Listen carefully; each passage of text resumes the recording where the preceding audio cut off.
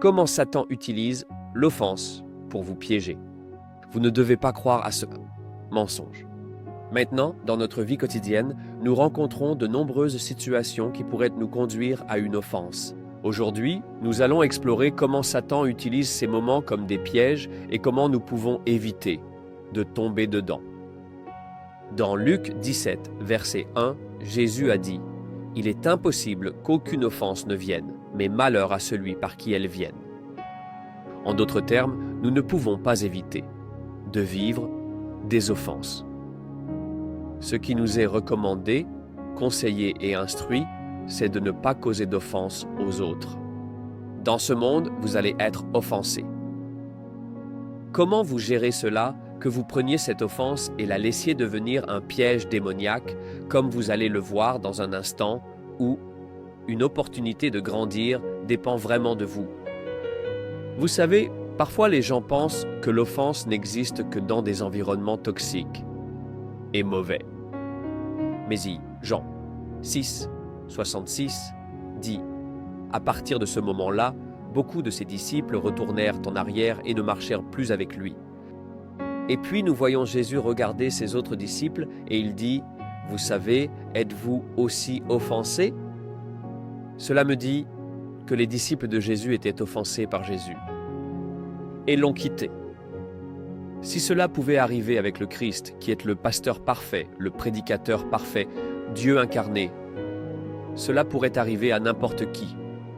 C'est dans la nature humaine de vivre des malentendus, des désaccords, d'avoir sa fierté blessée. Et parfois, il y a juste une douleur intentionnelle. Quelqu'un dit quelque chose de méchant. Quelque chose qu'ils font est très douloureux. Et nous le prenons trop à cœur. Et cela provoque une infection parce que cela devient une blessure.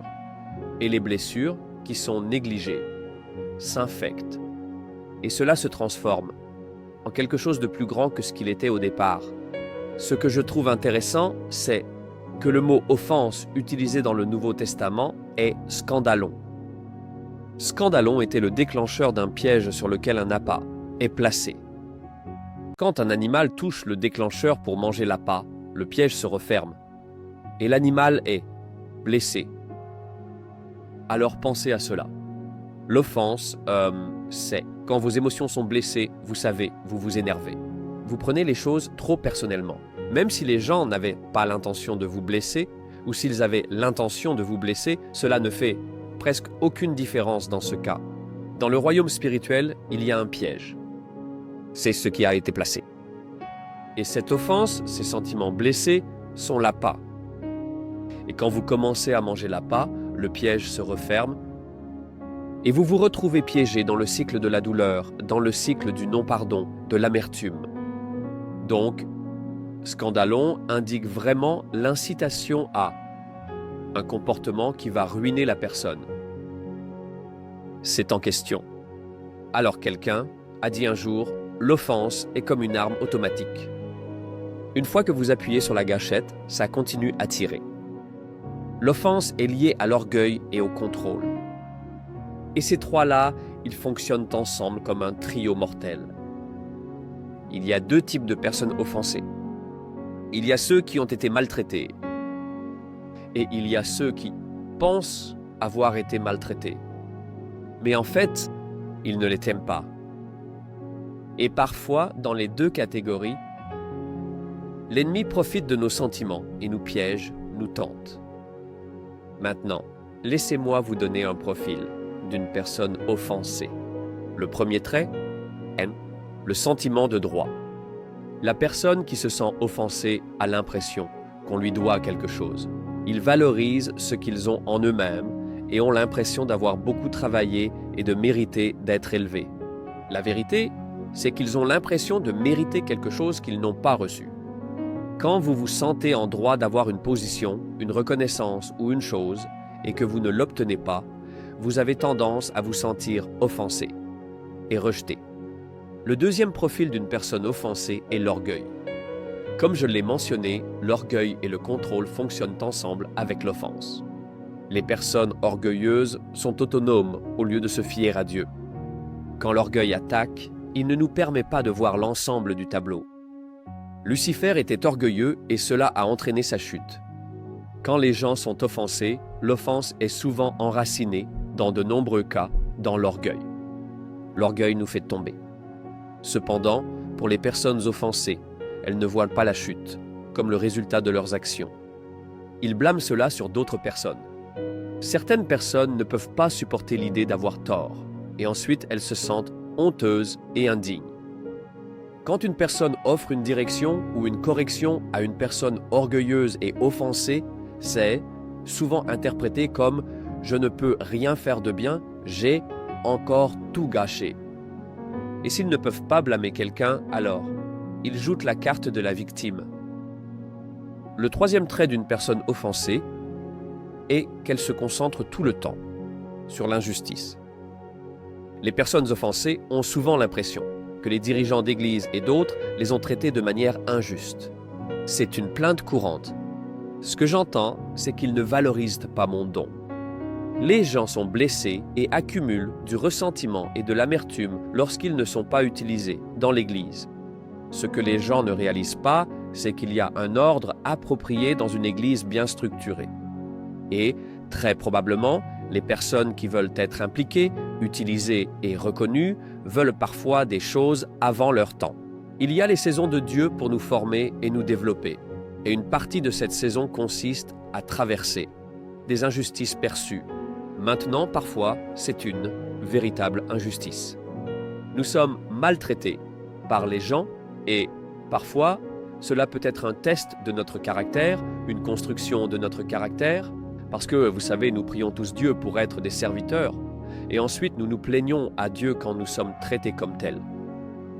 La quatrième chose, à propos d'une personne offensée, c'est le contrôle. Les personnes offensées désirent souvent contrôler la situation. Lorsque le contrôle et le fait d'avoir les choses à ma manière n'existent pas, les personnes offensées se sentent offensées et quittent généralement une congrégation ou une relation particulière. S'ils avaient seulement été sous une direction forte, affirmée, et ouin, qui ne tolérait pas leurs ambitions égoïstes, ils auraient reçu la guérison qu'ils désiraient, mais qu'ils ne savent probablement même pas qu'ils en avaient besoin. Il y a une formation qui aurait dû leur arriver. Parce que les personnes que vous offensez aujourd'hui, il y aura un moment où les rôles vont s'inverser. Vous serez dans cette position où vous dirigerez d'autres personnes. Et vous verrez que les traits similaires qui vous ont tenté, d'autres personnes vont les vivre dans le cadre de leur développement. Maintenant, je ne plaide en aucun cas pour l'abus dans l'Église ou un comportement de type sectaire.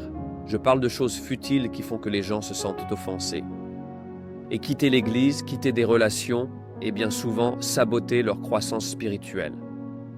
Matthieu 16, 23. Jésus se retourna et dit à Pierre, « Arrière de moi, Satan, tu es une pierre d'achoppement pour moi, car tu n'as pas en vue les choses de Dieu, mais celles des hommes. » Cette écriture a été fondamentale pour moi pour comprendre certaines choses. L'offense est un obstacle à votre destin. En fait, dans certaines traductions, il est dit « Tu es une pierre d'achoppement pour moi ». L'offense est un piège. C'est un danger de trébuchement. C'est cette chose où l'ennemi veut mettre devant vous pour que vous trébuchiez, que vous tombiez. Et Jésus reconnaît qu'il y a une offense, que Satan veut provoquer en entendant Pierre dire de ne pas aller à la croix. Et Jésus reconnaît tout de suite qu'il y a un agenda démoniaque derrière cela et il réprimande Satan. Jésus voit que l'offense est le piège. C'est un obstacle. Et l'offense est quelque chose qui ne veut pas que vous atteigniez votre destin. Vous savez, dans ce cas, Jésus devait aller à la croix. Chacun d'entre nous a un appel de Dieu. Vous devez faire attention à Satan qui veut saboter votre appel et il utilisera l'offense s'il ne peut pas vous attirer hors de votre appel par le compromis, l'immoralité sexuelle, la fraude financière ou l'addiction. Il a un piège très puissant, très difficile à résister. Et beaucoup de jeunes, spirituellement affamés, et passionnés, ainsi que des personnes plus âgées, tombent directement dans les mains de Satan. Et c'est à travers une offense. Cela sabotera votre destin. Que fait l'offense? Son offense concentre votre attention sur les choses des hommes, plutôt que Dieu. Avez-vous remarqué comment Jésus a parlé au diable? Il a dit, « Tu es une offense pour moi parce que tu es préoccupé par les choses des hommes. » Vous devenez obsédé. Vous devenez un peu contrôlant sur ce que les gens ont fait, comment ils se sont comportés, comment ils vous ont traité, comment ils parlent de vous, ce qu'ils ont dit à votre sujet. Et vous perdez de vue Dieu, son timing, son but dans votre vie, et son appel dans votre vie, et vous vous retrouvez coincé dans ce cycle. En réalité, vous êtes dans un piège. Alors, voici quelque chose de pratique que je voulais partager avec vous sur la façon de gérer une offense. La première chose que vous devez comprendre, c'est que lorsque votre cœur est endurci par l'offense, les bonnes choses qui vous arrivent ne changeront pas votre cœur. Pourquoi est-ce important? Parce que les personnes qui sont endurcies par l'offense pensent que si le monde change autour d'eux, si leurs dirigeants changent, si les gens changent, elles changeront. Ils ne seront plus offensés. Un bon exemple de la façon dont cela ne fonctionne pas, c'est Israël. Si vous lisez le psaume 95, les versets 7 à 11, il est de nouveau cité par l'auteur dans Hébreux. Quand le Saint-Esprit dit « Quand vous entendez ma voix, n'endurcissez pas votre cœur comme au jour du désert. Quand vos pères ont vu mes œuvres, pourtant ils se sont rebellés contre moi. » Vous voyez, Israël, qui était sous un leadership sévère en Égypte, était dirigé par Pharaon. Ils ont développé des cœurs endurcis. Et Pharaon avait un cœur dur envers Dieu. Il a endurci son cœur et ensuite Dieu a endurci le cœur de Pharaon. Parce que lorsque votre cœur est endurci, tôt ou tard, vous allez vivre des moments où Dieu va endurcir des cœurs. Donc, Israël sort de ce leadership maintenant. Ils ont ce leader incroyable, Moïse. Ils ont eu des miracles incroyables qui leur sont arrivés. En fait, beaucoup de miracles se sont produits, des miracles surnaturels, des choses dont nous ne lisons que dans la Bible. Pourtant, leur cœur était toujours endurci contre Dieu, donc leur environnement s'était amélioré. Mais leur cœur restait les mêmes. Donc, les gens qui pensent que si j'ai seulement de bons dirigeants, je n'aurai jamais d'offense et mon cœur ne sera jamais endurci. Tout ce dont j'ai besoin, c'est de changer l'environnement. Et bien qu'il soit vrai qu'un meilleur environnement, un bon leadership et une bonne culture sont très utiles pour adoucir nos cœurs. Mais ne vous laissez pas tromper. Le monde entier change autour de vous. Cela n'adoucit pas automatiquement votre cœur. Votre cœur et votre tendance à être offensé ne disparaissent pas avec cela. Donc, en fait, dans le Nouveau Testament, Jésus a dit aux pharisiens et aux personnes qui lui ont posé des questions sur le divorce. Et il a dit, à cause de l'endurcissement des cœurs que Moïse a permis, il a abaissé le standard, parce que vos cœurs étaient endurcis. Donc, leur cœur était tellement abîmé que ni les miracles, ni un bon leadership ne pouvaient les réparer. Donc, quand vous arrivez à ce point où vous laissez votre cœur s'endurcir à cause de l'offense et que vous vous accrochez à l'amertume et à l'offense, vous devez comprendre que simplement espérer que les bonnes choses vont vous changer, ça ne va tout simplement pas se produire. Vous allez soit être quelqu'un qui rejette la faute sur les autres, soit être une victime, mais vous ne prendrez pas la pleine responsabilité de vos décisions. Et donc, la deuxième chose que je veux souligner si vous êtes confronté à l'offense, c'est de commencer à prendre Dieu au sérieux et, honnêtement, de ne pas vous prendre trop au sérieux. Parce que chaque personne offensée est obsédée par elle-même. Elle est obsédée par ses sentiments. Elle est obsédée par la façon dont tout le monde la traite. En réalité, ils ont fabriqué un petit idole. De leur ego, ils ont fabriqué un petit idole. De leur estime de soi. Beaucoup d'entre eux deviennent accros à la scène, mais allergiques à l'autel. Ils sont trop sensibles, mais pas assez sensibles au Saint-Esprit. Développer une peau très fine et un cœur très épais, alors que tout devrait être l'inverse. Nous devrions être accros à la présence de Dieu. Nous devrions prendre Dieu très au sérieux. Nous devrions vénérer Dieu, avoir du respect pour Dieu. Et nous ne devrions honnêtement pas faire tout un plat de nous-mêmes. Et si parfois les gens nous traitent mal sans le vouloir, ne nous reconnaissent pas, ne nous applaudissent pas, eh bien, nous sommes des serviteurs. Et le Très-Haut est notre Créateur. C'est notre Maître. Nous ne sommes pas des maîtres. Et c'est d'accord si nous sommes maltraités. C'est bon, même si c'est intentionnel. Ce n'est pas grave. Pourquoi? Parce que nous sommes morts par le Christ et nous nous renonçons. Cela ne veut pas dire que nous accueillons l'abus. Cela signifie simplement que nous sommes des serviteurs. Et ça ne nous dérange pas du tout si on nous traite comme ça. La troisième chose que je voulais souligner, c'est de garder votre cœur en bon état. Quand les choses ne vont pas bien, surtout, c'est difficile pour ceux d'entre nous qui aiment la miséricorde, qui aiment la justice et qui marchent humblement avec notre Dieu, ces trois choses sont importantes. Et parfois, nous nous concentrons tellement sur la justice et la miséricorde que nous oublions l'humilité. Et pour Israël, vous savez, quand il n'y avait pas d'eau, pas de viande, quand le lait et le miel n'étaient pas encore là. Et vous savez, les choses semblaient mal. Pourquoi Dieu a-t-il permis cela? Pourquoi Dieu a-t-il permis cela? Et je veux vous faire savoir que ce n'est pas juste. C'est le meilleur matériau du diable pour créer de l'offense dans votre cœur. Et vous ne pouvez pas arranger les choses si vous n'êtes pas en paix. Alors, garde ton cœur en bon état. Quand les choses ne vont pas bien, les choses vont changer. Parfois, il faut défendre des choses, il faut réformer des choses, et parfois, il faut attendre. Mais ne laisse pas ton cœur s'empoisonner à cause des choses qui ne vont pas. Avec quelqu'un d'autre, dans l'environnement où tu es, avec ton pasteur, avec ton leader, avec tes proches, peu importe, garde ton cœur en paix. L'autre chose que je veux souligner, c'est qu'il ne faut jamais se lasser de se repentir. Offre le pardon aux personnes qui t'ont blessé. Si tu attends trop longtemps pour pardonner à ceux qui nous font du mal, notre douleur finira par transformer nos cœurs en amertume et en offense. Le non-pardon te fera plus de mal que ce que les gens t'ont fait. Et il y a des moments où tu dois non seulement offrir le pardon, mais aussi demander pardon. Ne minimise pas ton péché, ne le sous-estime pas, mais repens-toi et demande pardon. Si tu veux grandir spirituellement, je vais te donner un secret. Ne te lasse jamais de te repentir. N'atteins jamais des sommets en Dieu où tu es au-dessus de la repentance, où la repentance n'est plus pour toi.